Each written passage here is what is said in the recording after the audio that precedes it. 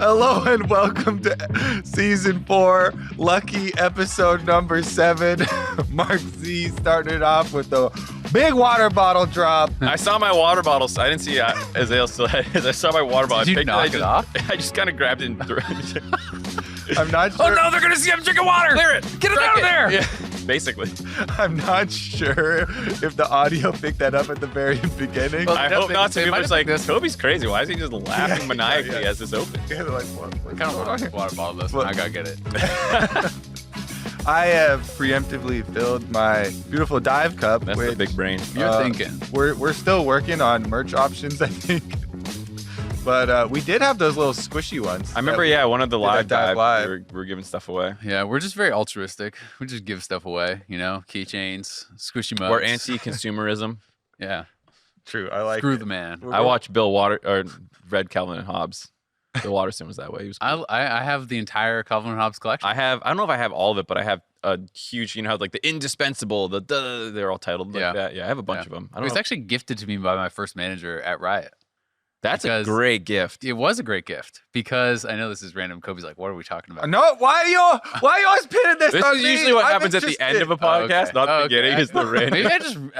I guess I just don't know your expressions well enough. I need a guidebook so I can like hold up when I'm unsure what you're thinking, and it's like, Kobe is interested. Kobe is curious. You know, we'll work on this. I'm honoring Bill Watterson. Yeah, but yeah, I actually got that as a gift. It was a really cool gift because we had talked about it and we were both fans of Calvin and Hobbes, and I always had my wallpaper at work was always something Calvin and Hobbes, and my phone background was something Calvin and Hobbes because I've always loved it, and I think there's lots of great quotes from it too. And he gave that to me. And I was like, damn, that's a sick gift. I always remember that. Brandon Miller. I think he works at Epic now on Fortnite. That's my honor. There you go. Yeah. Brandon Miller. I'm going to have another honor that I prepared before the show, but he gets an honor. Great. Let's tie it in somehow. There we go. Yeah. All right. Well, do you want to go through with your honor report then? Yeah, we can do them. My honor was, I think it was Nisqy, because Nisqy has casually established himself as the best North American mid laner. He is the best LCS mid laner. I know you guys just did your mid lane tier list. Did you and Crumbs both have him number 1? Okay. Because I feel like it is pretty hard to make an argument for literally anyone else right now. Yeah. Obviously, Bjergsen and Jensen are the two that most historically would get that spot. But But I've had PoE second as well. Yeah. He's probably the second best mid this split at least. I think performing right now for sure. Mhm. But yeah, Nisqy has been absolutely insane. And I wanted to put him as my honor because I remember last year so many people when we would compliment Cloud9 and compliment Nisqy, so many people would be like, yeah, but he's got MVP Sven Skaren in the jungle.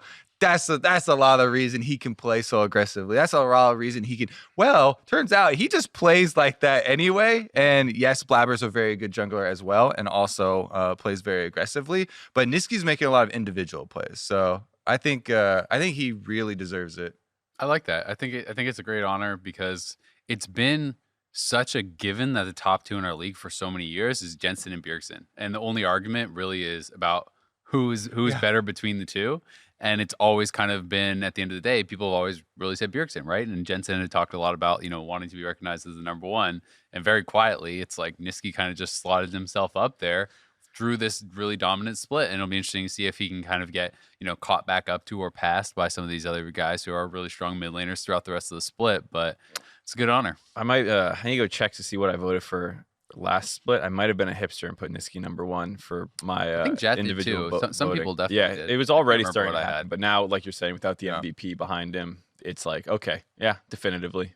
Yeah, I mean, they're just dominating. Got a report? Let me do my report in a second. All right. So I have 2, and I did one is tactical. Okay. For your honor? Honor. I did it. That was my backup like- in case no one else said it. And not going to go too into it, obviously, but great debut for him, regardless of like not even considering he stepped up for double lift or anything. Just like as a rookie performing like that, it's great to see North American talent popping off. Woohoo. The other honor was Asa Donay for putting together the game show. It was really, really, really fun, and it seemed like a lot of people liked it. Thank you. And I won, so it saved my stocks in So it's particular. even So better? I really liked the game show. That's perfect. That rolls right into my report. Oh, okay. No, my report is for myself because on the game show, all the caster team, we were trying to come up with the low voted, MVP votes that the polls for the audience would answer. And we were like digging kind of deep, and we're like, oh, maybe they went with the MVP rationale that it's like someday because he hard carries his team and that they would just be screwed without him. Or we were trying to come up with all these answers. And then we realized, oh my God, they just went with the popular players that haven't been playing well right now, Doublelift and Bjergsen. And I was like, that's ridiculous. You can't do. And then I remembered, wait a second, on the dive episode previously, I did the same thing. And I put Doublelift on my award. Yeah, you're right. Because I was like, these are just our mid-split. These aren't even real awards. We're not giving anything out. That's probably what the audience was thinking about when they're filling out their polls. They're like, what is this survey? You know what it was? thing? They probably watched the dive right beforehand, and then they're like, Kobe's making some good I points. trust Kobe. Yeah, this is Yeah. good stuff Oh, right here. I'm turning myself in. That's a self-report. The truth shall set you free, Kobe. I got burned by my own logic. yeah. You know what the real problem was for the casters, though? The draft. Draft for the that's wrong true, that's casters. I didn't get picked. So, I'm going to start with my report. I am sick and tired of people saying spring split doesn't matter. And I'm reporting a lot of you who are saying spring split is irrelevant, spring split doesn't matter.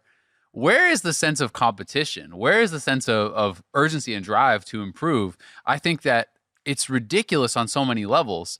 It should be enough that it's your job, and it should be your vocation, your passion to actually become the best. All of these pro players are saying how they want to win worlds and they want to win LCS and they want to win championships. And I'm seeing so much stuff on Twitter and socials and YouTube about, spring split doesn't matter now that it's not linked to worlds.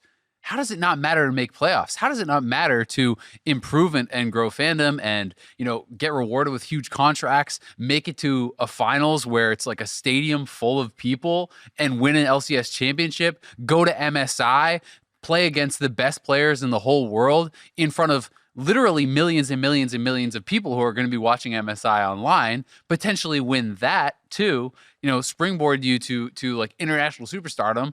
Not to mention just being able to say you're the best team in the world at that time, which is an incredible achievement in and of itself. Like, how does that not matter? I just think it's ridiculous. And, to say that TL making it to finals wasn't hype, that G2 winning MSI wasn't so hype, CLG in 2016 making the run to the finals, that wasn't hype. Faker, his undefeated LeBlanc getting counterpicked and losing to EDG right at that time, that wasn't hype. That doesn't matter. That's all spring split. Who cares if it's attached to Worlds? Worlds is an incredible tournament. It is the keystone event, the big event at the end of the year. But to say that all the regional finals don't matter in spring, the MSI doesn't matter, I'm just like, what are you talking about? Yeah, I completely agree. I do think it's ridiculous. And that's one of the things why people like Faker have been so impressive, right? Faker over his entire career always puts everything he has into every single game of League of Legends. That's why he has been able to remain at the top for so long, because it is difficult to keep up that focus and that passion when you're trying to achieve something like this, for many years. Obviously, people are going to bring up Doublelift. He's been playing for so long. He's gone through this route for so many times, gone to Worlds, failed at Worlds so many times. So obviously that's heavy in his focus and in his mind. But that's one of the reasons why Faker is so great, right? He has always kept up that level over all of these years, and it's incredibly impressive to hold on to that fire and be able to focus that much. Yeah. Azael said pretty much everything I would have said anyways. The one thing I'll add is the community has a much stronger feeling on this than the majority of pros. Mm-hmm. Like, most pros still care. They still want to win. And it's like 90% of the fan base is like, yeah, spring doesn't matter. Maybe not 90%, I'm hyperbolic, but a very loud portion is like, spring doesn't matter. And it's like the rest of the pros don't think that for the most part. And it's somehow become a popular feeling community sentiment when it really hasn't been said that much by people in the scene. I mean, you've got to remember also, 3 out of our 10 teams make it to Worlds. for most people in LCS, in LEC, in these leagues, it's aspirational to even make playoffs, right? Like that's their goal. That's their big thing. And the dream is to win a championship in your region. That is an incredible achievement that most people, even people who have been around in the league forever, never do.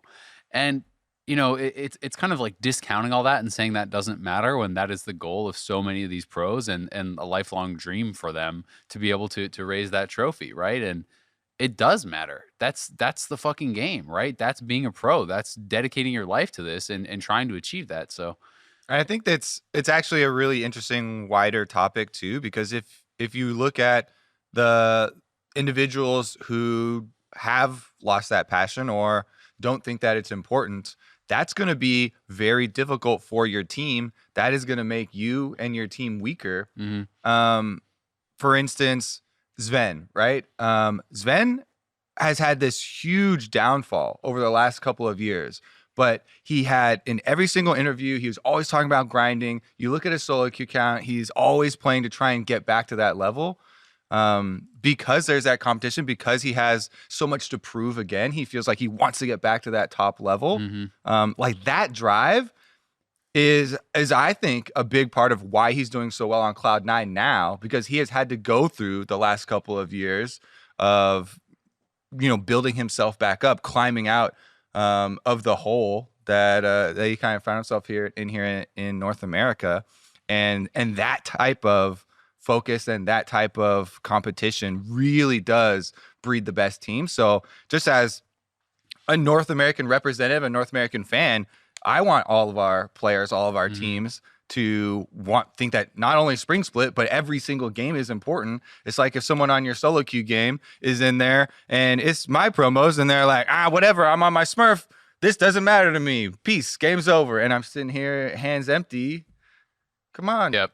And I do want to also say this is not supposed to be targeted at Doublelift. And I also say there's a big difference between if you are burned out and feel like you need some sort of rest. There's a difference between saying, hey, I'm too tired. I can't physically or mentally keep up this pace. And I want to peak in summer. Exactly. There's a huge difference between that and saying these games don't matter. I don't care. Right. Those are completely different things. And this is not just targeted at Doublelift. This is just more like I'm hearing so much of this and I'm sick of it. And, it's also, I think, somewhat different for me because my pro gaming background wasn't a circuit like League of Legends is, right? It was not a weekly tournament that is building to this one thing. It's like almost all of it. There were things where it's like, okay, online qualifier, regional qualifier, worlds type thing. That was like our most close comparison. But generally, it was like you show up to an MLG tournament or an ESL tournament and you play that tournament, and that is the thing that you do, right? And maybe there's a bigger tournament in 12 months, but you're not thinking about that because you want to win what you're playing. And so I get that that's different, but people do need to protect their physical well-being and their mental well-being and be able to rest if they're burned out. But I think it does a disservice to yourself and to the community and to the fandom and to really the whole league if you're saying that half of our year essentially doesn't matter. And I think if Doublelift really thinks about it, I think he knows that it does. And maybe he's burned out. I don't know. I haven't really talked to him specifically about that, but I don't want people to just be like, yeah, Azael's roasting Doublelift, get him. Yeah, the point especially about work-life balance is very important. Yeah, because pros work is insane, right? It takes up pretty much all of their lives, and burnout is a very real topic that we've talked about basically since the beginning of the LCS. Right. So we're going to move along to my report instead of talking about burnout. True. I'm reporting the TSM drafts, and I'm not reporting them any specific draft or any specific pick. It's the totality of their season as a drafting premise. Okay. I talked about this a little bit on JLXP already, but it feels like they go into each week and they come out with this new draft.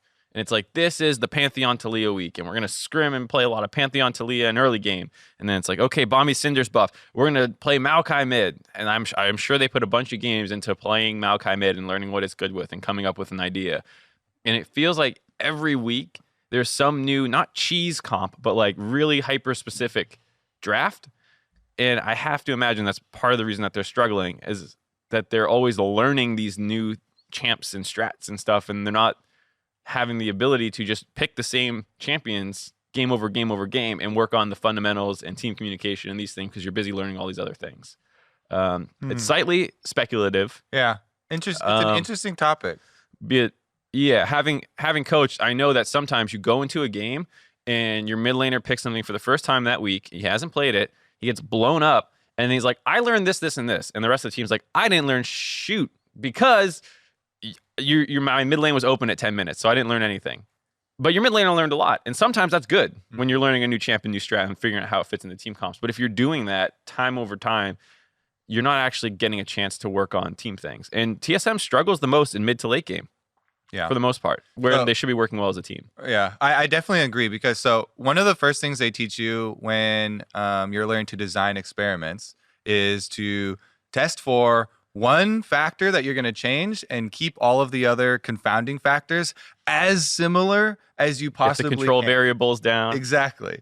So that can definitely be a thing where you're trying to change too many parts.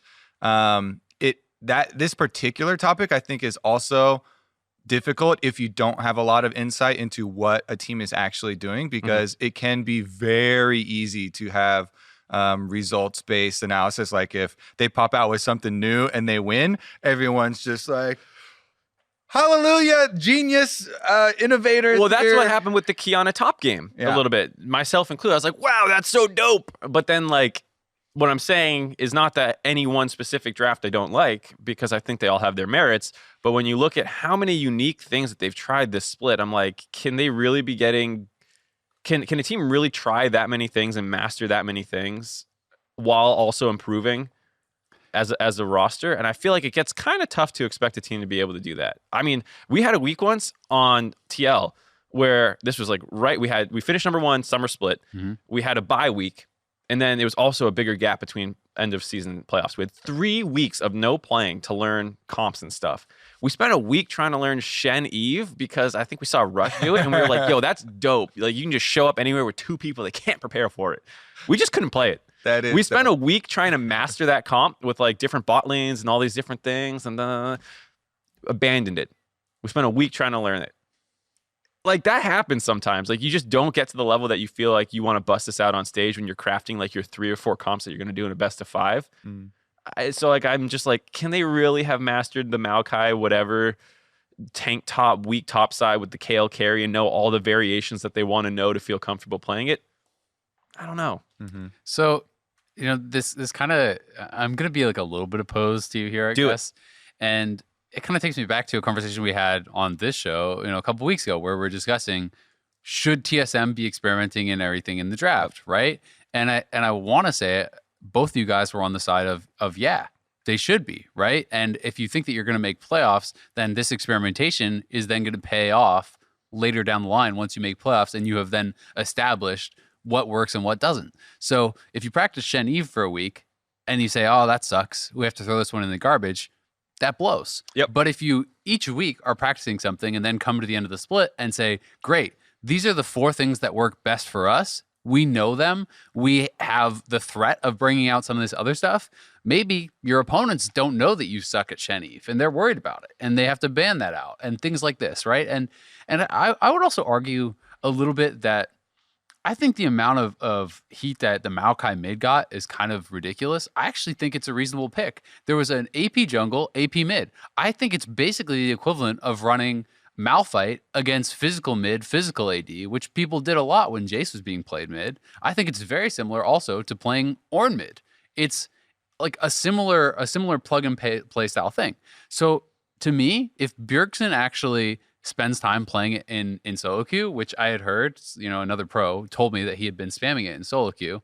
I haven't actually checked, but if that's true, I think you don't have to really adapt how you're playing that much from Ornn to Maokai to Malphite, for example, right? They're both like champions that are playing a similar role. You know, Maokai has very strong gank assist. Like, I think you should be able to plug and play that. I think it's fair to criticize like overall, like, hey, this draft wasn't actually good here, but I don't think it necessarily means that you shouldn't be practicing some of these things and experimenting. To me, more the issue with that Maokai game was like how they actually played out some of these team fights and the fact that their bot lane didn't win with Varus TK. Yeah, their bot lane didn't win, and then you played Sejuani, Kale, and Maokai, which are all going to be, not proactive and not able to actually really capitalize for themselves. So if you go into that draft and you say, all right, we have a winning bot who's going to get ahead, and then we have this incredible like protective squad and front line that is going to allow the Varus to then take that lead and smash the game, I'm like, yeah, that kind of makes sense, right? Kale is good into set. The Maokai is versus 2 AP people here, shouldn't be able to get exploited. It's going to be this big front line.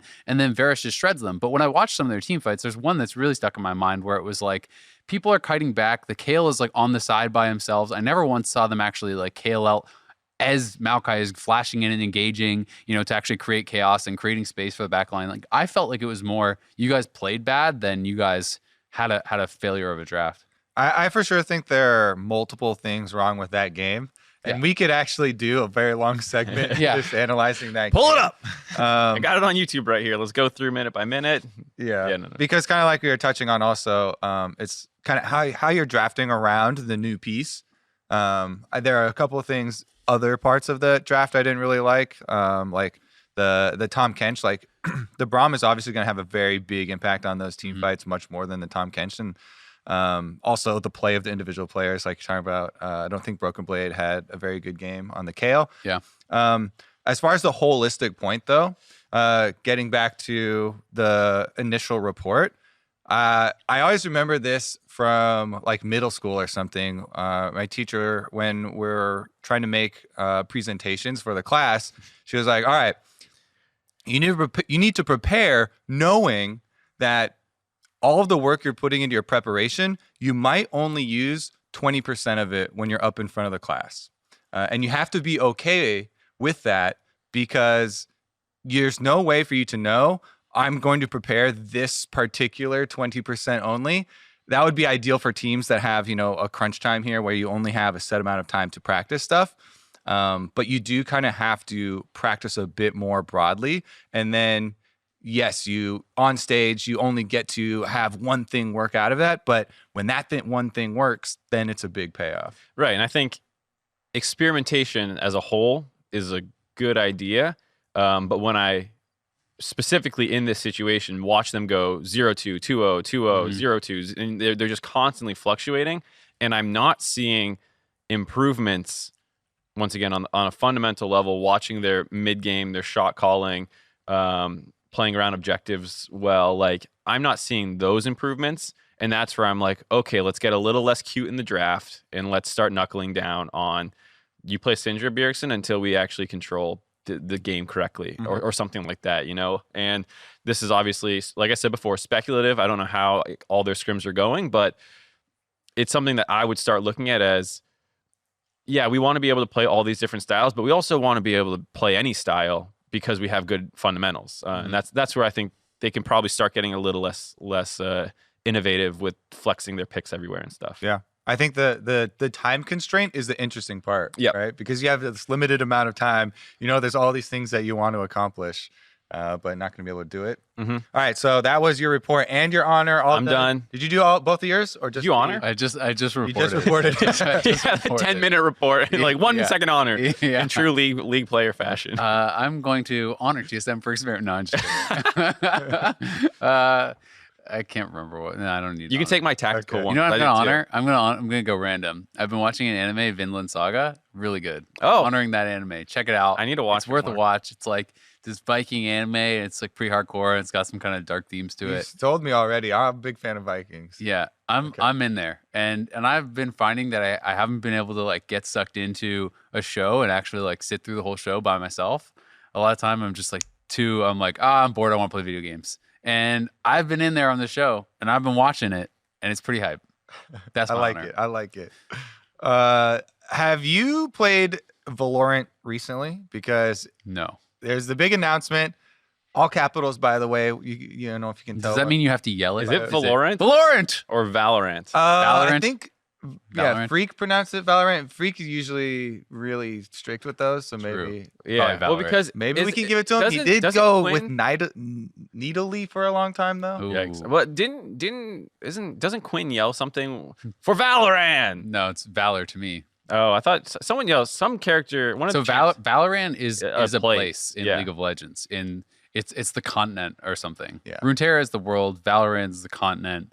and then there's the locations within it. I thought one like character. Shurima and I'm pretty stuff. sure one champion yells. For Valorant or I think something. something like that. Maybe. I mean, there's a lot of champions, but Probably making it up. the Quinn thing is Valor to me, Yeah, which is that's Bird. probably what I was thinking of. Yeah. When she Yeah. ults. Yeah.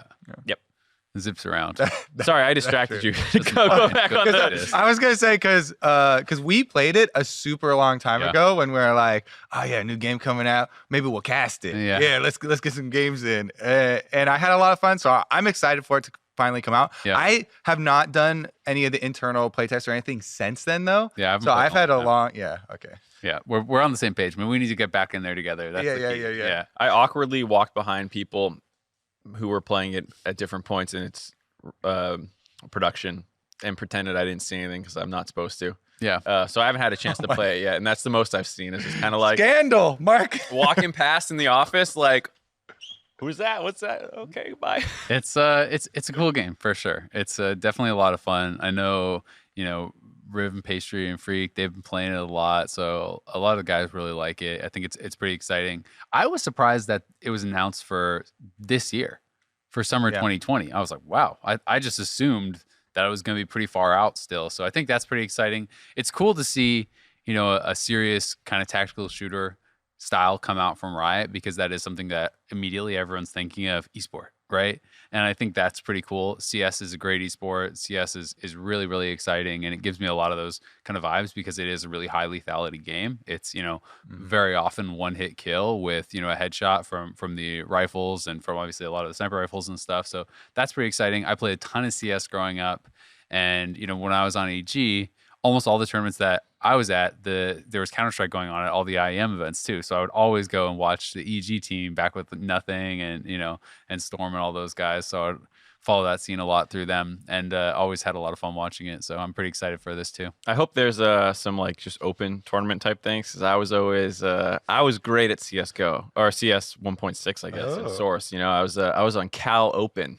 Oh, I was killing it in the anyone can sign up league. I never made it to Cal I, which was like the invite. there's Cal M and then Cal I. Was that what it was? Yeah. Okay. Yeah.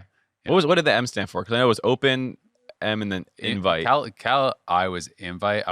I forgot what Oh M was. God, I don't know. I mean, I always thought it was just like mid I was or like something. 12 and Probably I was wrong. terrible. So I don't think this is the game for me, but I'm gonna play it a lot. I played a lot of CS growing up. I did too. I was just bad. It was But- like I know that this is not the game for me. I used to go to I wasn't allowed to play violent games at home. I wasn't even allowed to watch violent shows. I wasn't allowed to watch Power Rangers or anything. My parents said it was too violent. Oh yeah, you could grow up bad if You you see that watch Power lady Rangers. throw that thing down and transform them into different monsters? That's some graphic stuff right there. And so what my brother and I would do was there was a local LAN center. So we'd just go there and play Counter-Strike and we'd play with our friends. But it was like $8 for an hour or something. So we couldn't play that much. But we used to play a lot of Counter-Strike there. And then we'd start playing at our house. But like one of us would look out for when our parents were coming just so we could turn it off. But yeah, I played a lot of Counter-Strike growing up. Liked it a lot. I haven't really played shooters, any competitive shooters in so long though, since I was like 15, 16. So I'm probably going to be horrible besides that little playtest. But Yeah. I mean, last shooter I played was Overwatch for any substantial period of time. yeah, we played Overwatch for a little bit, but We had that one tournament we played in. Yeah, we were slamming everyone in that tournament, and then we just no one showed up. We never lost a game in How the are you tournament. slamming people if they don't show up? No. Well, we won like 5 games, and then people on our team started being like, I don't really care about this anymore. And so we never lost a game We in the forfeited though. Undefeated. That's your claim to fame for being a Valorant caster. It's just we are undefeated competitive shooter players. It was that it's one of those like company versus company type Oh things. yeah, like Steam versus versus Blizzard versus Google Microsoft, and etc. So we like just clapped up a couple games in a row, like 4 or 5 weeks in a row, and then the next week people were like, we like missed the scheduled time to play or something. And people were like, I don't really care. I guess we just forfeit. I forget what the other game was, but some other game came out and we were like, let's play this instead. PoE new patch. Yeah, probably. Yeah. We got more global news though. Great news. No. LPL is back. Bad news. LCK is off. Mm-hmm. It's a little, give with one hand, take with the other. You took a lot more from me, man. I watched a fair amount of LCK late night. Yeah. So I had started to get I was super excited for the games to start, but once they did start, I found a lot of them were super long and not as exciting or even as intricate as I thought they were going to be. It was a lot of them were just kind of shoving waves back and forth for 20 minutes, and eventually getting to a team fight where the stronger team won. So I'm kind of excited to switch it up. I'm hoping actually that LCK can come up with a similar solution to what LPL has, which is, to do the remote play thing and have safety measures in place where they make sure no one's cheating. You have officials there as well. But obviously that is going to take some setting up to do before they can get that online, if they even decide to go with that solution. Yeah. I mean, I'm really excited that LPL is back. I kind of agree. I found LCK pretty uninteresting so far this year because I have felt like it hasn't actually been super good, and it's also been slow. So if you're going to have slow games and not really, really high quality, then it doesn't feel as exciting to watch. So I'm happy as far as that trade. I'd rather watch LPL right now. But it is sad, obviously, the reason that it is postponed. It's more coronavirus stuff. And, that is very scary for all the people affected over in Korea and for LCK and, all the pros and everything. That is really, really sad. So I am definitely hoping that they are going to be able to find a solution and that both leagues are going to be able to get underway again pretty quickly, because I'm hoping that, MSI and Worlds and everything going forward can be as unaffected as possible. Of course, they are going to be affected. And of course, it's going to have some fallout there. But, I'm hopeful that for those pros that they can, be able to participate and have as uninterrupted of a season as they can. Yeah, I think the international tournament is a big part of the whole equation of why this is such a feels bad. Because, yes, on a week-to-week basis, I do miss having these other games to look up and be like, ooh, this region played this champ. I want to see how it played, and I can look up. You have more stats, you have more stuff to play with, let alone just having more time or like more games to watch.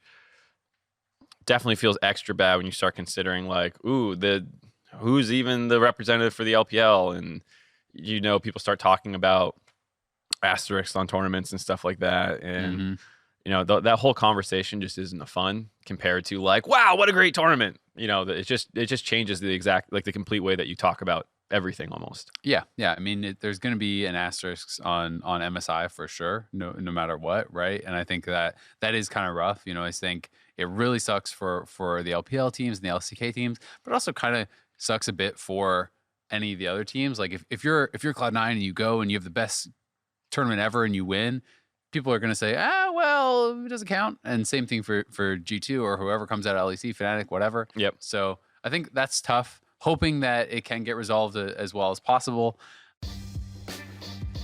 This last weekend, another big thing locally that obviously happened is TL 2-0. Tactical subbed in. A lot of people have been talking about that and kind of really hyping up his debut. When I saw that Doublelift was sick and Tactical was coming in, I was like, ooh, that sucks for TL. You're 4-6. What if you're 4-8? Yeah, after week 6, we were like, they can only maybe lose 3 more games this split. Yeah, I mean, it was feeling not that unlikely when you looked how they were working with Shern and how that didn't really work out. It's like, oh God, what if this team goes 4-8 and then has to basically win out to even guarantee themselves making playoffs? Like, what if the 4-time back-to-back champion doesn't even make playoffs to defend their title? That would be crazy. Yeah, I mean, it sounded like, oh my, as soon as they fix one thing, Broxa starts to look better. He's been here for a while. They've been practicing. Now we're losing another part, and they keep on being all these, holes in Team Liquid.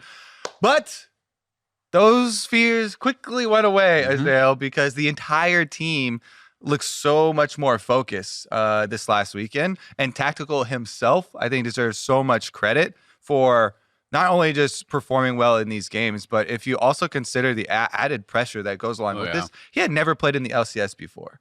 And he steps on a stage with all of this burden of like, oh my goodness, like the 4-time defending champ team are in danger of not making playoffs. If we lose both these games, then there's going to be, hell to pay. and he absolutely kicked it out of the park. He did great, and the whole rest of the team Ball. kick. Yeah, that's probably gonna be. It it's can gonna still be, work. It's gonna be thrown again. So the other team gets Sports possession. ball. Yeah.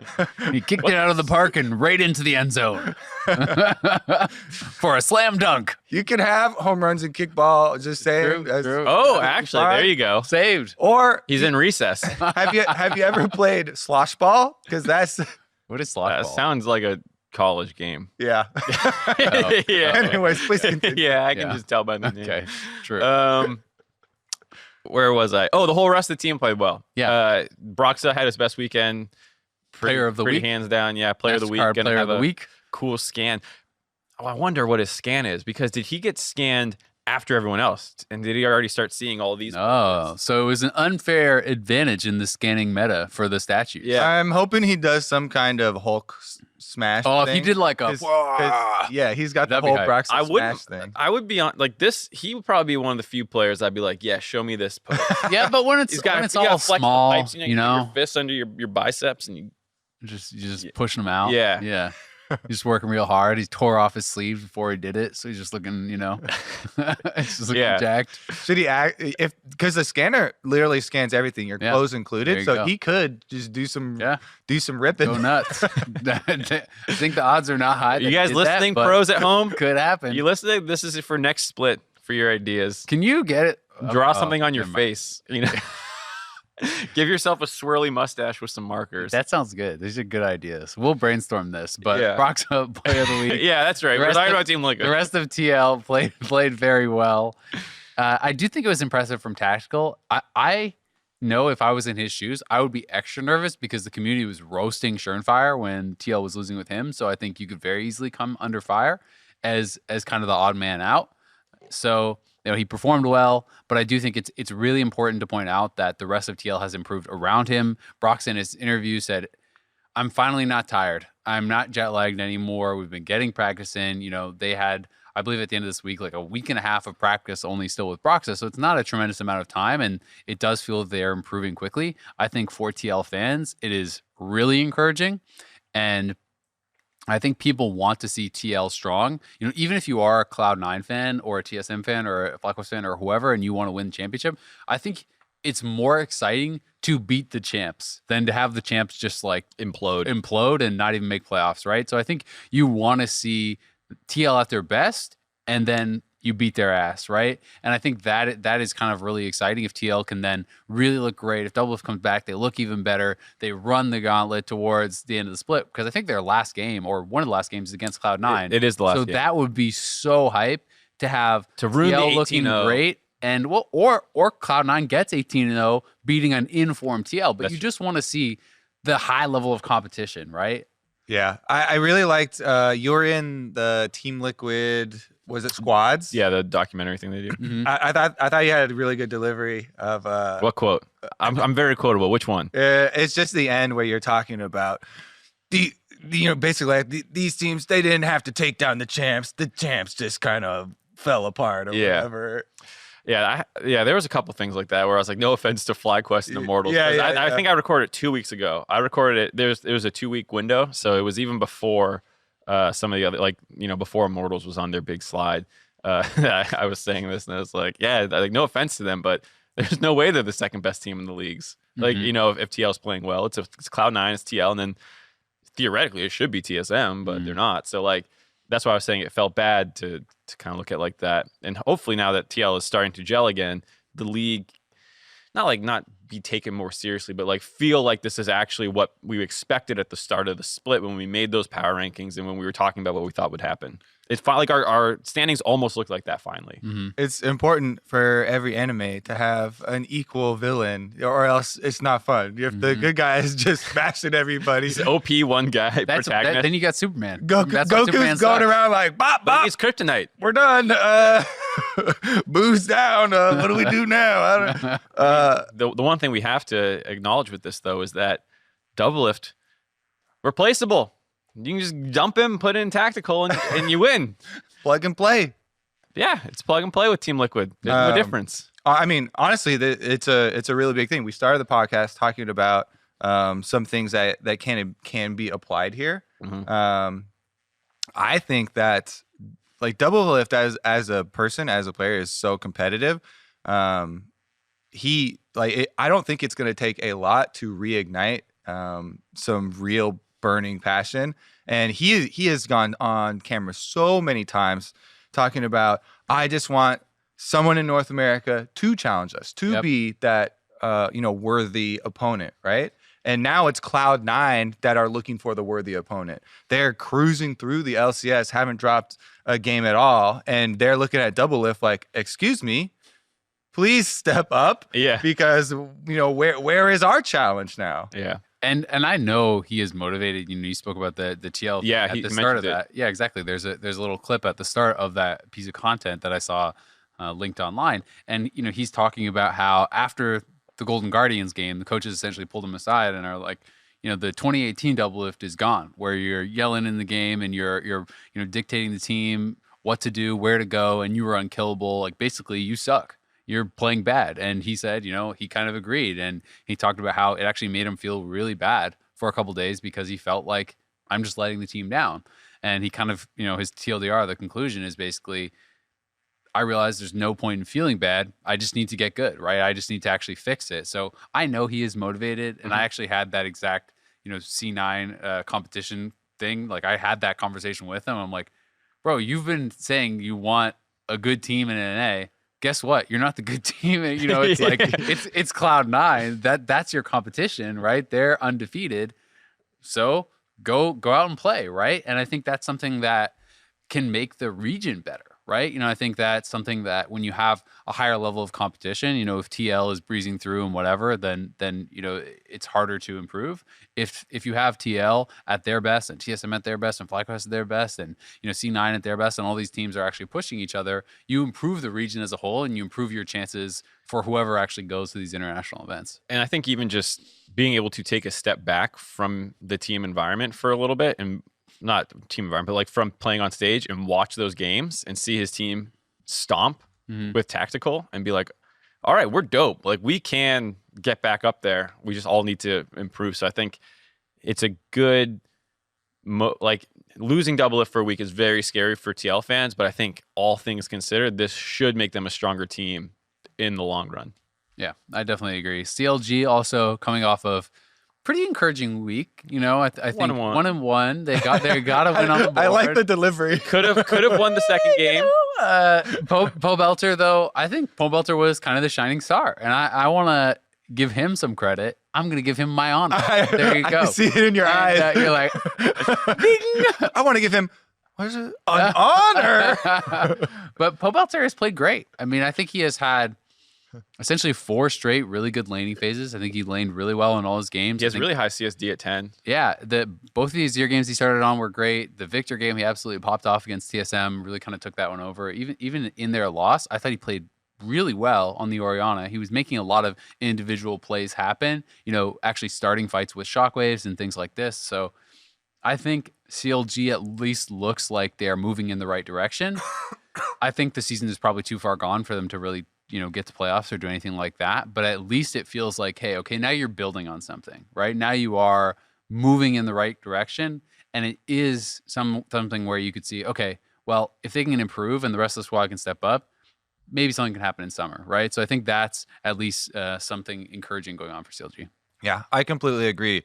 Po Belter was actually in the running at the beginning of the week for our player of the week. We update as the week progresses because we now have 3 days where they play games. Po Belter had only played the first game. We're like, oh, I mean, if he absolutely pops off, if they had actually won that game, there is a chance that he's in there with some amount of votes.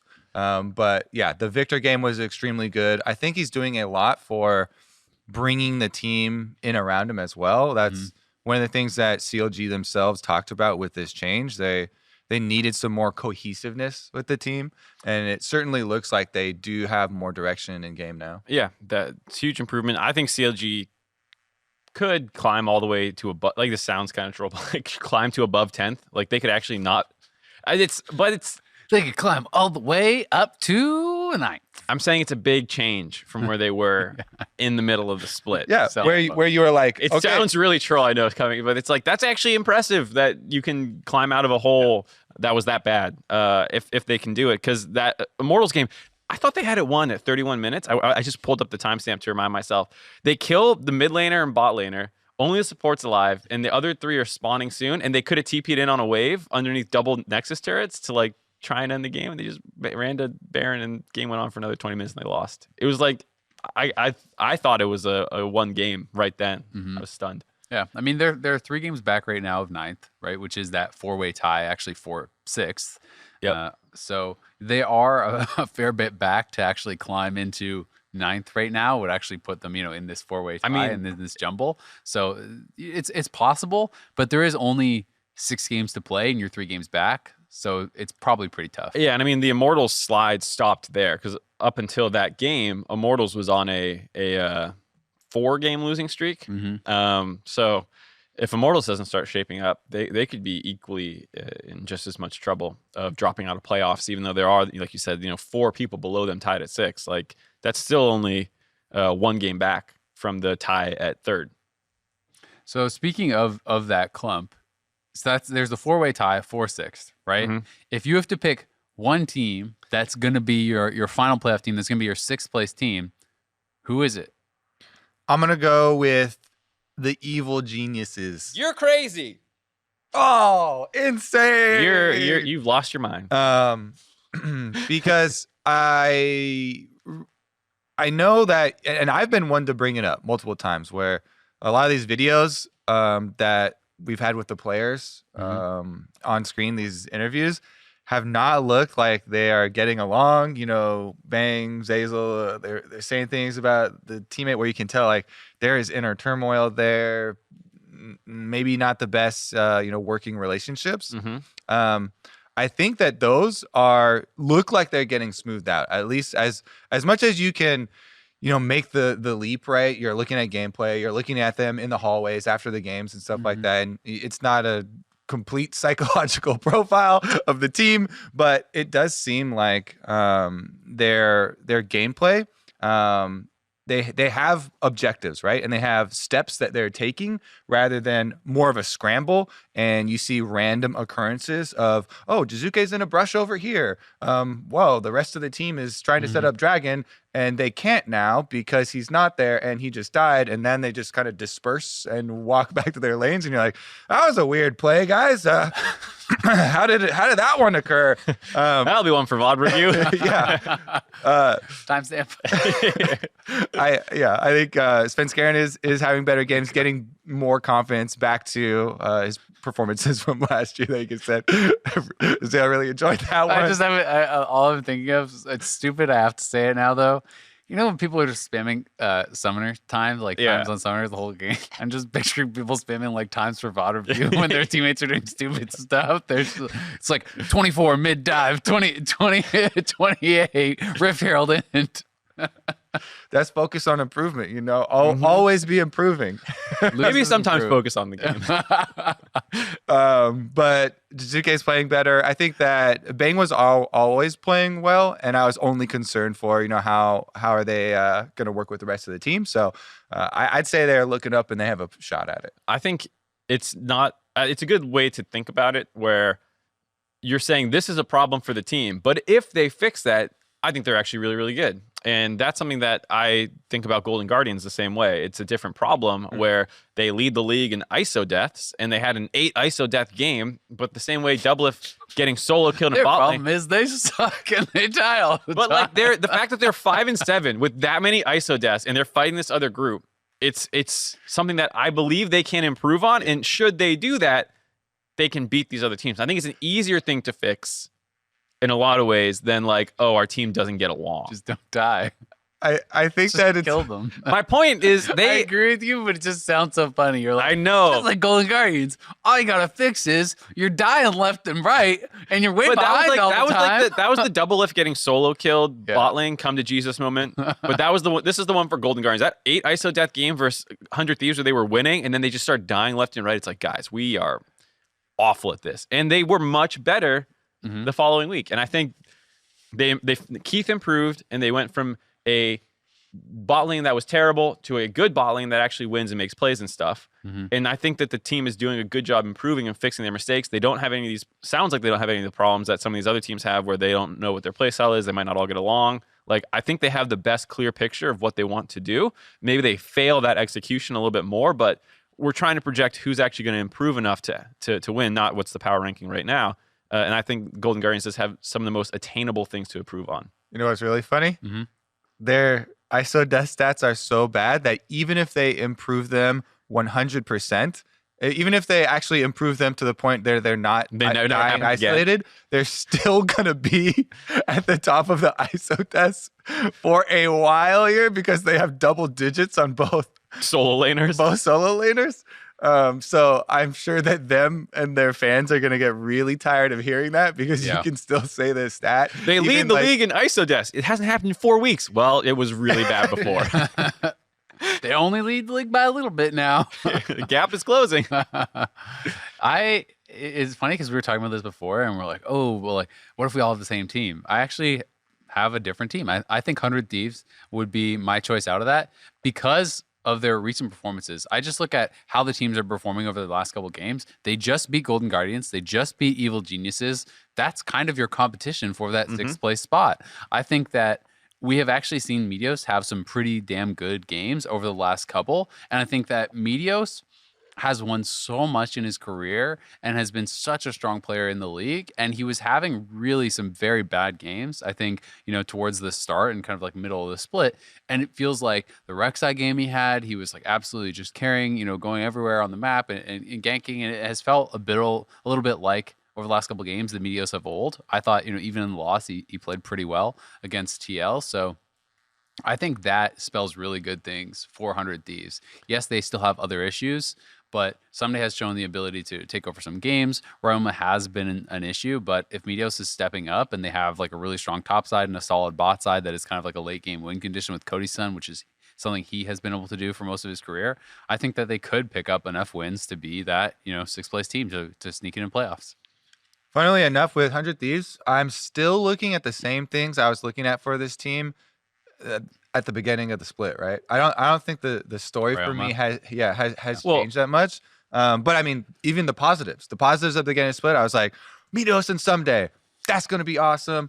They're going to win a bunch of games. And they have with those players. And I would say Stunt was a question mark too, a little bit. Mm-hmm. He's really good mechanically. He can make plays, but sometimes he just does something that gets him killed. Team Liquid game, pops off Yuumi, dead level 1. Yeah, that was a little bit tough. It was a little cheesy. They got cheese out of the brush. Yeah, it's like maybe he could have done something, but he was detached to help push the wave when they assumed TL is leashing. So that one I'm not going to really blame him for. Yeah. But I do agree your point still stands. At times he's kind of making some silly choices, but mechanically he is very good.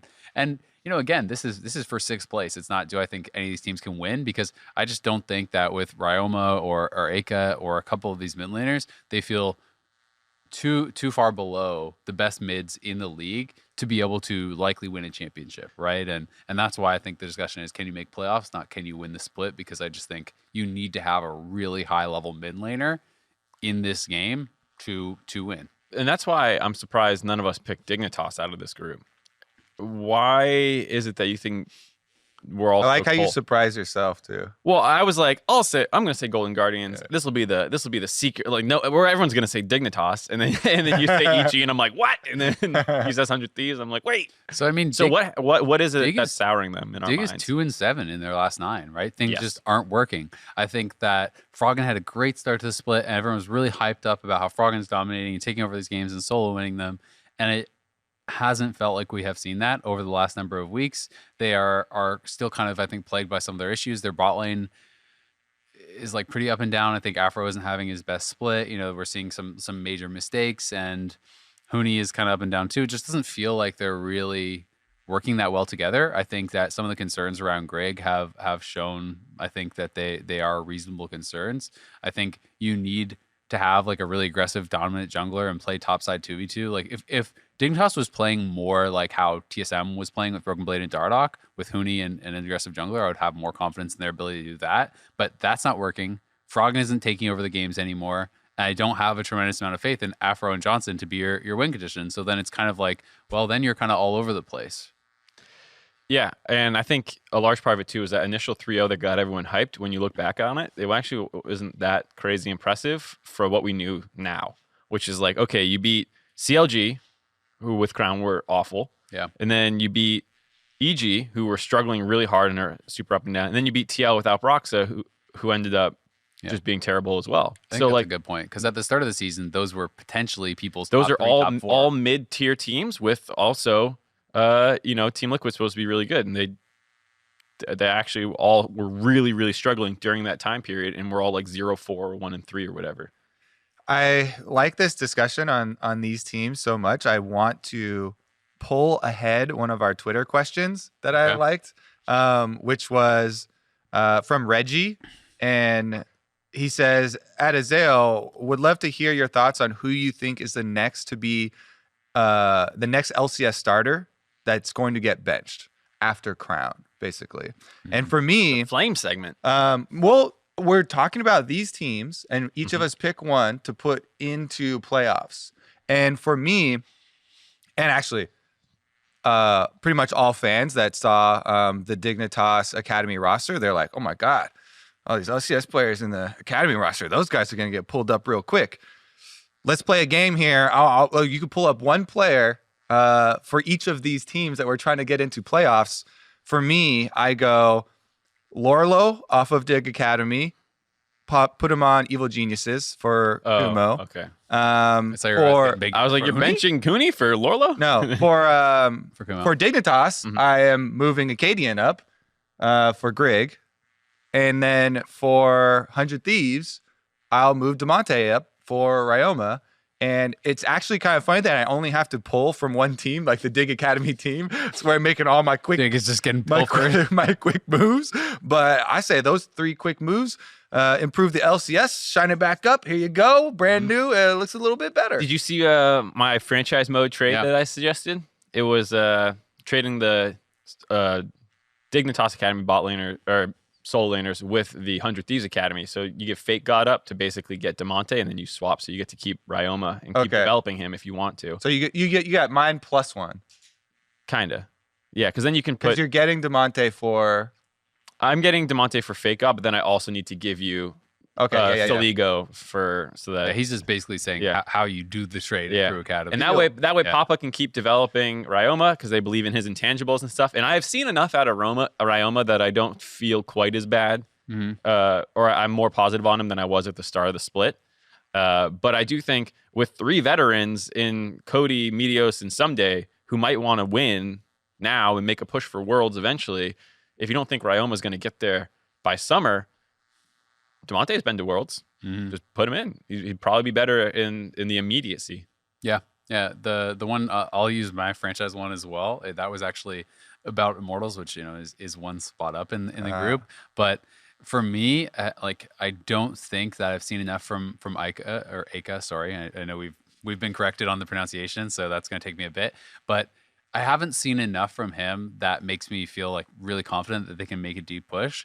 I felt like it would be worth taking a risk on Crown. So yes, Crown I think performed really poorly in the 2020 season, but I still had heard so many positive things about his level in scrims, his level in solo queue. Last year, people were really, really high on him. It just doesn't really make sense to me. I don't believe it. Like how he went from one of the best mid laners in the league to the worst. So I do feel like sometimes in those situations, a change of scenery can really make a big difference.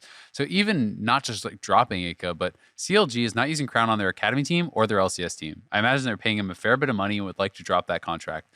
A buyout is something that you could reasonably get.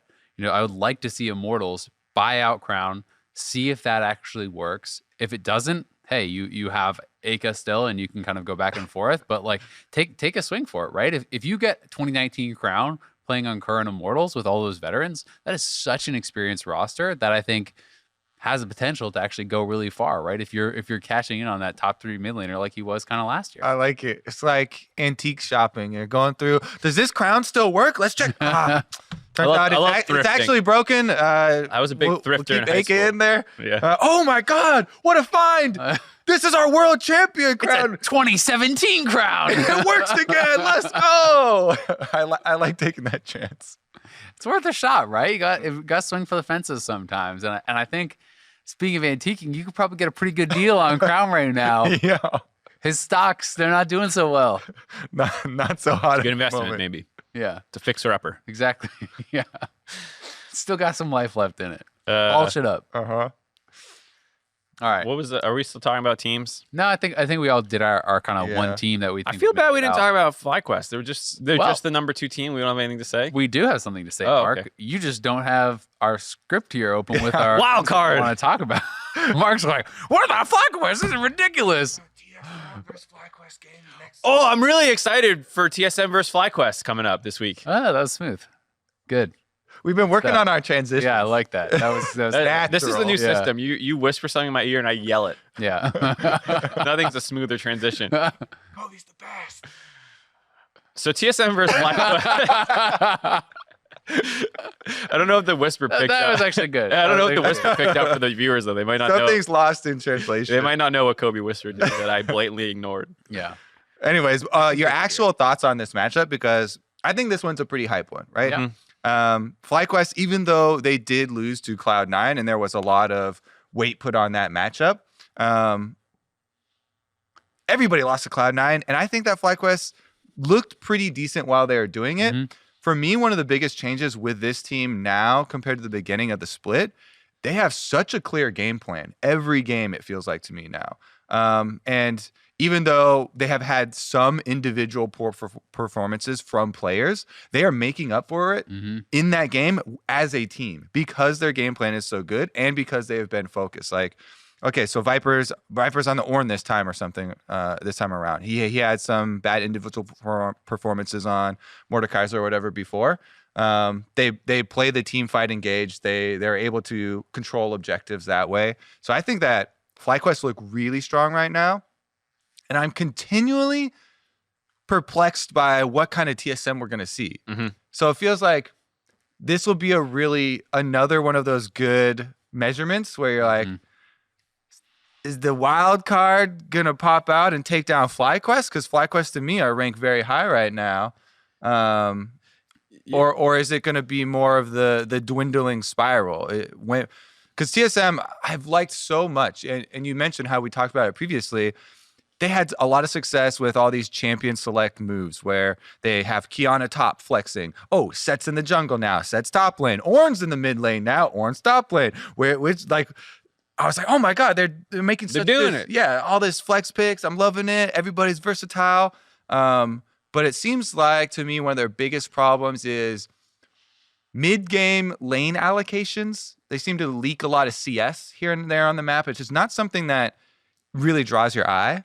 But every time they set up for a play or every time they, have someone leave a little bit early, couple minions die here, couple minions die there. Mhm. Nobody hears the individual minions. But once you get later into the game and you're down 58 total, You then- drop too many pennies, it starts equaling dollars, It's one of those things I think it's also to do with sometimes okay, so I really like how Broken Blade and Dardoch overall, like that kind of top focus. Mhm. But I do think at times Bjergsen is giving up too much to try to join in on those roams. I think the Zoe game against Pobelter in CLG was a good example of that, where he was actually that was the Zoe game, right? I'm not confused. He played Zoe this weekend. I can't remember which one it was. I'll have to check. Well, Maokai was against TL, and they also Okay. lost against CLG. So that Okay, so it was the CLG game, and it was one of those situations where he got pretty far down in this Zoe game, and a lot of it was just roaming so heavily, and he wasn't able to get too much out of them. So I do think that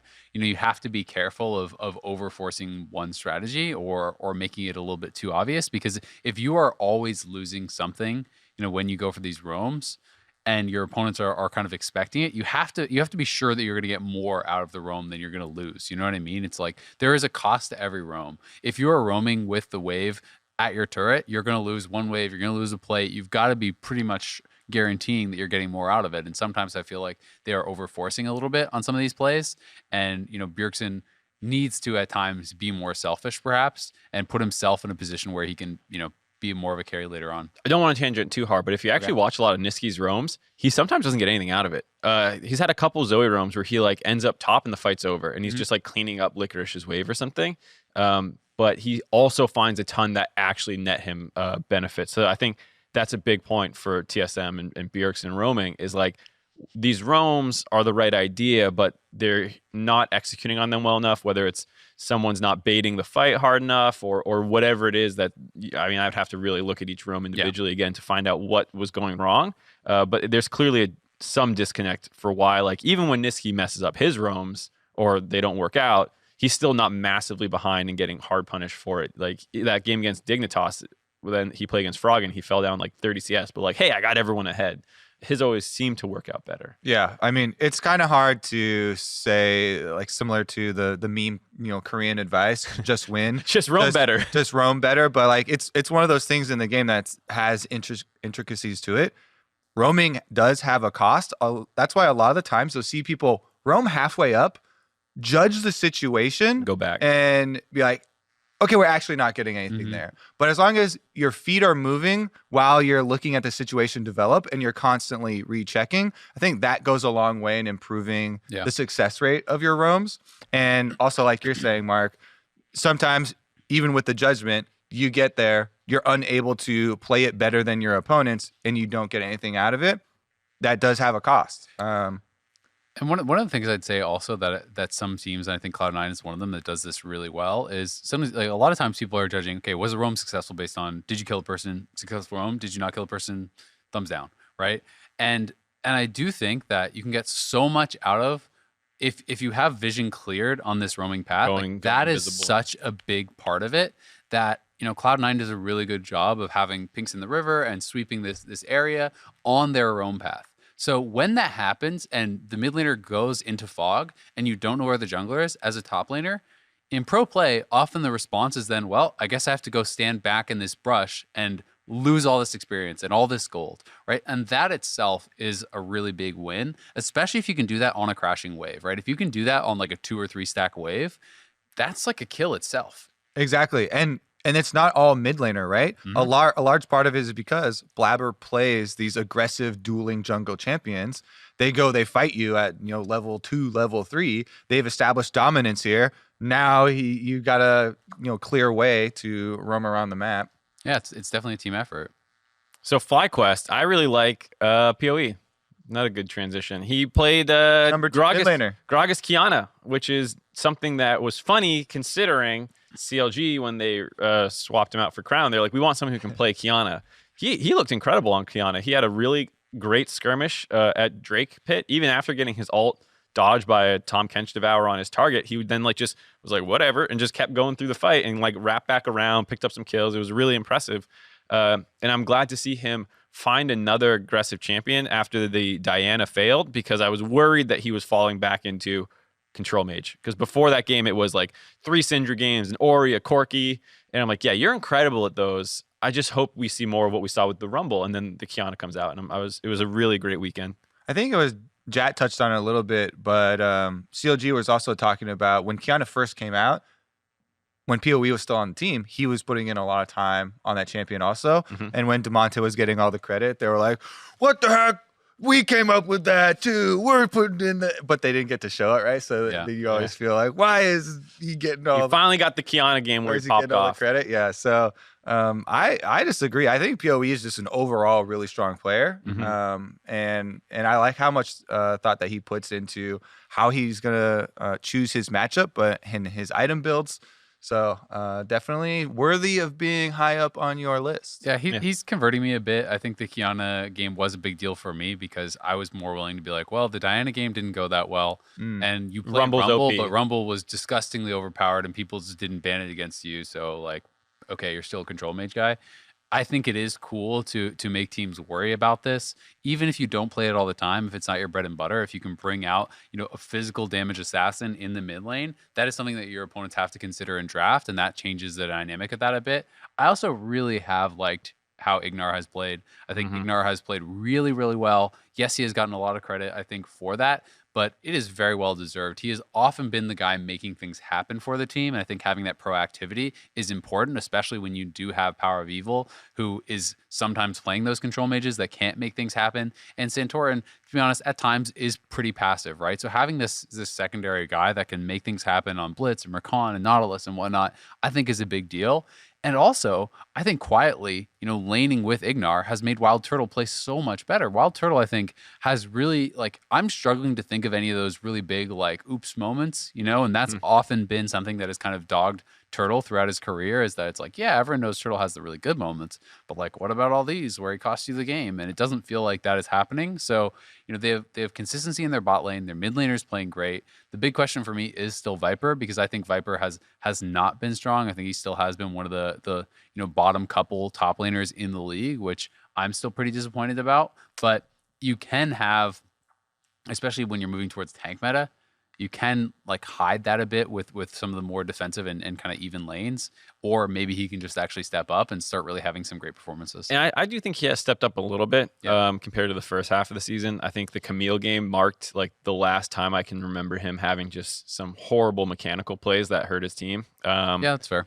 He had one on Mordekaiser. I think he had one or two on Aatrox, and then this Camille game. But then after that, I can't remember one of these really bad moments. And he's still not great. He still is usually losing lane a little bit. But to be fair, I don't think the team really plays around him at all. I'd have to check the jungle proximity stats, but it does feel like Santorin is mostly around Ignar and PoE. So I think Viper has stabilized enough. Maybe not to win a championship. He does need to step up if they want to do that, but there's some other improvements the team needs to make overall to really challenge C9, because they lost in mid-game skirmishes to them this weekend, not because Licorice dumpstered Viper or something like that. Yeah, I think an important threshold for them to meet with Viper is get him to a place where there's enough other weapons that the Riven pick is really scary. Because if you get to the best of 5 stage and you have that card as well, it goes so far, because even he said it, all right, yeah, I had one game, but that was a Riven game, right? That's expected. If you have the other ones to kind of back that up, plus you have the it's gonna be a Viper Riven game, and he pops off, it completely changes how your best of 5 thinking goes. So we can touch on Cloud9 real quick. I know that we talk a lot about this team because they're the best team, but if we don't talk about them at all, then people get salty. We did talk about them a little bit already. Well, I just want to add one more thing. Okay. Even though it's still the same, they win every single game, I do like how they reacted to the Lucian top with Ignite matchup, where Licorice is, okay, I gotta play defensively for the first few minutes, and then they lane swap out of it, right? A lot of the times you can see teams on stage just get paralyzed. What is this craziness? Lucian top with Ignite? And then they're like, all right, remain calm.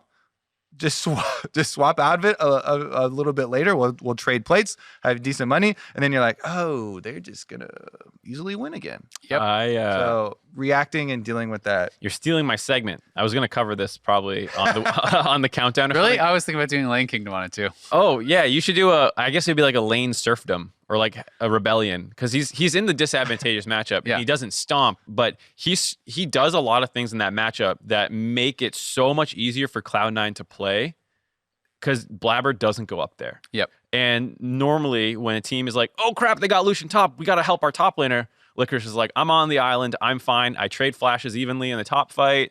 I cut the Elise off when she's trying to dive me. I use my TP to actually help my team while in disadvantageous matchup, while I'm getting ignited. And then, yeah, they swap out of it because Blabber doesn't go top to defend Licorice. He goes bot lane to get priority to ensure the swap can happen right when Rift Herald spawns, so they can't use their top pressure to get Rift. All of it was incredible. Yeah, I mean, it's Stolen. It's Ignite Lucian. That's why I said it before. My topic. Plus Elise. Yeah. That is so hard to not just absolutely run it down against. Yep. And I was really, really impressed. And yeah, I mean, it's maybe stretching the definition of the Lane Kingdom thing, but I think it works because to me, what the Lane Kingdom show is about not just crushing a lane, it's about incredible laning performances, right? And sometimes that is being in a really disadvantageous matchup and getting focused heavily and just not dying, right? And that's your job, and that's a really hard job in some of these matchups. And when your team is doing well elsewhere on the map, sometimes the best you can do is just allow Down them 20 to carry, CS, yeah. right? And I think he did that so damn well. Backing off, I think his base timings were something that were really, really smart. You know, he had an early base where he's kind of playing out of the side brush and everything and getting control of the wave. Yeah, that was really good Gets too. an early base off for a cloth armor and a refillable, holding his TP. So even if you do die, you still have teleport to come back up and collect a wave if it's at your turret, like if you're getting dove and stuff. But he never even needed to teleport back to lane and didn't die. And I think that is so hard to do against this type of pressure because Grig was up there a lot, and you are in this really, really tough matchup. So I was impressed. Yeah. And the reason I wanted to highlight that for Cloud9, not only are they winning, but when teams win that much, people are always like, yeah, but can they play other styles? So like to highlight a weak side, really good performance, you know, something that we always highlight for tank players, or like Impact is really well known for weak side play, absorbing pressure, that type of stuff. It's rare that you'll be able to highlight a weak side play or somebody who's starved on a team that has not lost a single game. There is no weak side. There's only strong sides. All sides are strong. Yeah. They did lose their mid lane inner or outer though for the first time this season, that game. So the it was season's a horrible game. Yeah. Terrible. FF go next. Disgusting. Twitter questions? Yeah. Twitter questions it is. You already covered one. We got the next here from Remixed. And my thing just scrolled up, so I got to scroll it back down. Question for the dive. Trackpad. What would it take to have more teams added to the LCS or LEC? Considering how there are LCS caliber players being forced into Academy, Demonte, Acadian, etc., there's room for a more competitive atmosphere just by increasing the number of teams. I think it's a rough one because I already want to pull up some of those players to the LCS right now. I'm not sure if we are deep enough to extend the league. The only thing I could see would be, what if we merged LCS and Academy? Maybe not all of the teams, but you increase them that way, and then we still have more games. Like all our Academy broadcasts that we have right now actually become LCS games, and we literally just have more LCS games that we're broadcasting all the time. I don't know how that would actually work out, but I can't see just strict keeping both systems the same right now and adding more LCS teams. Oh, yeah. Okay. I see what you're saying now. I was like, what is the system you've cooked up? Explain all of it in detail. I think we're close enough that maybe we could squeak in. You couldn't do 11 teams, so you'd have to do 12 if you're going to expand. You would have some weak teams. I think you would have a couple dumpster tier, like whoever is the 12th place team will be really bad. But I don't hate it, even if that does happen, because at least more players are getting chances. Like we're saying, like this Dignitas Academy is like, who knows how good they actually are? Could they be like the 7th, 8th, 6th, 5th best team in LCS right now? Like, it's a serious question.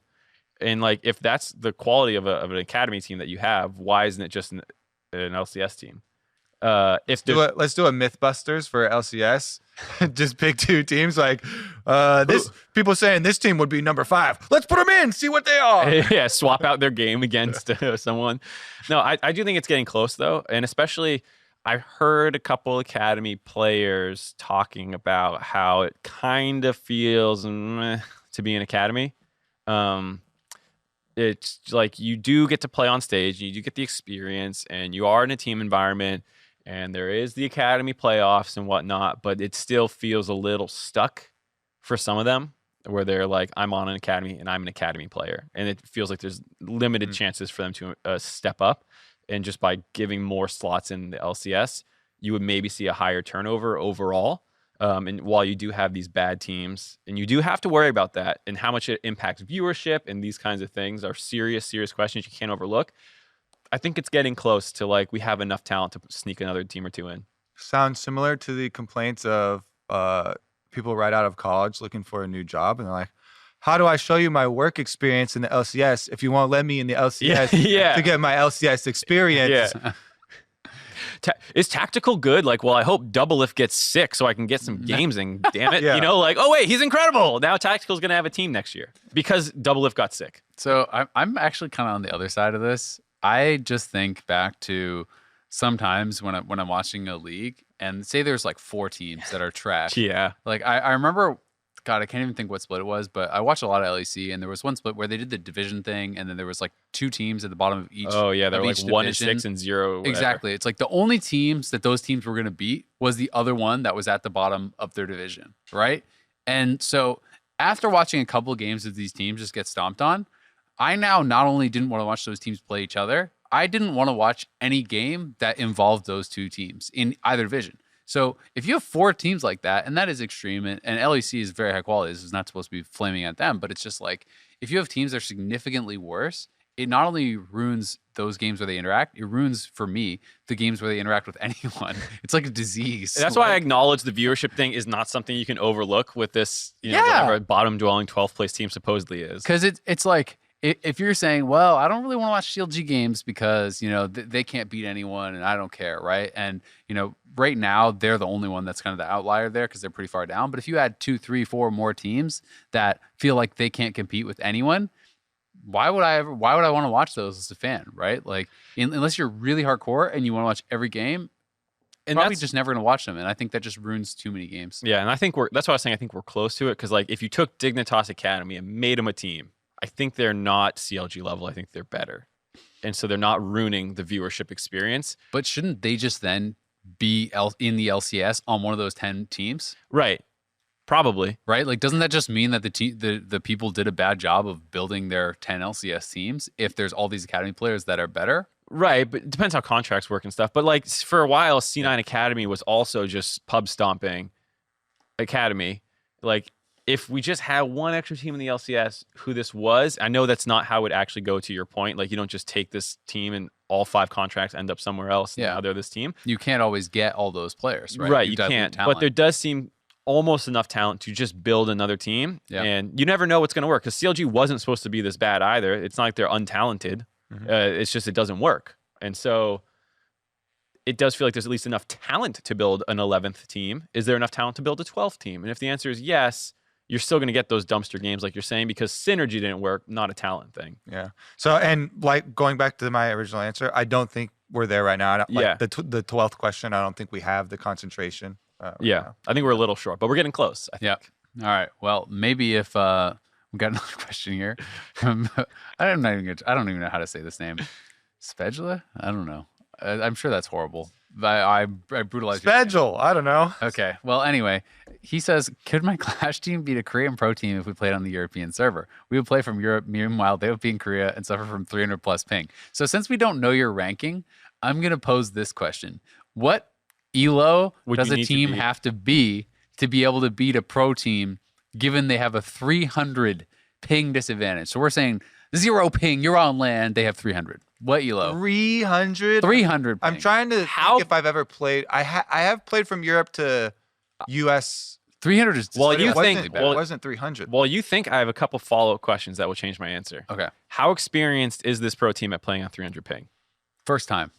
Oh, geez. They're just stepping out because why are they practicing to play against your? I don't know. Clash team? It's a hypothetical. Why are they playing this Clash team They anyway? don't care. They're just big elitists. Here's what I was gonna say. They can win anyway. Quas got really high challenger, like top 50 challenger. I think he was even top 10 maybe with 250 ping from Venezuela. Was it that bad? It was that bad. That's really and impressive. he played Swain, and it was a point and click champion. He was the Swain god, and he rode that all the way to like I think it was top 50. It might have been even top 10. If this pro team is playing on 300 ping all the time, and you have basically 5 quasses against 5 challenger players, I think like they could even win because they just understand the game better. To the point where like you're not going to stomp me hard enough in lane. I'm going to pick easy champs like Maokai and like non-mechanical things, and maybe I can even win. Yeah, I mean, I can see that. I actually do think you make a really good point about being used to the ping. I think that actually is a huge point because I when I played from Canada back when the US servers were in LA, I played with 150, 180 ping. And in my first season, I got diamond and I was like, this isn't that big of a deal. But last time I played on that ping after being used to 60, and then 60 people complain about that too. But the difference between 60 and 180, I was like, I can't even play this game. Like this is horrible. It just felt so bad. And when I used to play WoW, it was the same thing because I played East Coast to West Coast at like US, right, to play on BG9, and I played with horrible ping, and I was used to it. And I'm just like, yeah, there's certain things I can't do that you can do, but that's okay. I just like, adapt to it. But if it's your first time, I think you get blasted. I think 300 ping, if you're used to playing 10 ping all the time, and it's first game Korean Pro Team, I think you could beat them if you're like high diamond. Because you still try the things that you think you can do. Yeah. I'm Alicia and Insect you. Oh wait, I physically can't. But I'm not taking even with that anyone below diamond. Yeah, you have to go through the stages of poor ping. First is outrage. The blitzcrank hit me. What the hell? I dodged. Then you have to have acceptance. Yeah. And then you have to come up with your solutions afterwards. Like, I am back to Udyr only. Yeah. I also think it's also how hard are they trying. Like if this is like some tournament for $1 million, I think this pro team is try-harding. And they don't get to practice, Mark. Right. It's life or death. I know. I'm just saying that like there's a lot of factors. They'll delete their LOL account. They'll lose all their skins Maybe I'm just Mark, no fun, but I feel which like is the equivalent of death. I was like, I'm definitely going to lose if I have that much pressure. I was going to say, it does feel like there's a lot more factors, and maybe I'm just anti-fun than the ping, but I'm like, does this team care? Are they practiced on it? Because if they care and they're practiced on 300 ping, diamond players will still lose. The only solution, Mark, you hire a Korean pro team to go up against this man's Clash team. Fly his Clash team out to Europe. We're going to figure this out. Not on my dime. Yeah, I was going to say, who's going to sponsor Mark. this one? Mark's going to pay for No, it. I just said I'm not. Mark from Hotline League. Yeah, Hotline League. Travis will do it. Yeah, Travis will do it. He won't let Kobe get a cat. How's he? Were Report. you watching Hotline League last night? We both were petting our cats, and we're like, "Where's Kobe's cat?" I got scratched by my cat though, so I felt kind of like, ooh, that was not a good endorsement. We do have an update for Cat for Kobe. Okay. Nicole is on board with the movement, so we may be Oh. getting somewhere. You've Because got that's a numbers. big step. You've got numbers. Yeah. Do you still want a cat? This was a discussion that came up on Hotline League. We weren't sure. What? Like, I just didn't know like where you were at. I'm not saying Like, you don't. did it become a meme? Yeah, like or was it just a joke, or is this like an impassioned cry for help? This is not a joke, Azael. This is I need a pet. Kobe needs a cat. So we're with you then. Yeah, Yeah. I was showcasing the beauty of pets. So was And- Mark. And trying to get Travis in the mood. We're at him from all sides. We're coming at him. We're like, look how cute I this feel like animal he's is. cracking. Yeah. I feel that. I see the crack. I right there. appreciate. Well, I feel like he's definitely going to crack now. Nicole is on my side. Yeah. Yeah. Almost every caller for Hotline League, their name was just Cat for Kobe, Cat for Kobe 2. As soon as they got picked, they would change their Cat name. for Kobe 3. And then Travis would be like, "You want to say anything on the way out?" And they're like, "Cat for Kobe." Yeah. You know, he was complaining to me about having to censor The movement. Yeah, he actually had to ban the term "cat for Kobe" in Twitch chat. When is he going to learn that doesn't stop people? It just Yeah. makes them more creative. Exactly. I like it. I like They it. start using emotes like a cat emote with a heart and like, I don't know, to write Kobe's name in then. On that note, we're going to end the dive. Thank you for tuning in. Thank you also for supporting me, Cat for Kobe movements. Tune in 1:30 on Saturday for the LCS. Please join us then. We'll have a new countdown. There are only 3 weeks left until playoffs, which is actually crazy. Time really flies. I feel like we just started again, and we're almost going to be at Worlds. Time flies when you're having fun. We're at Worlds already? That's what I feel Is it like. summer? Cat for Kobe.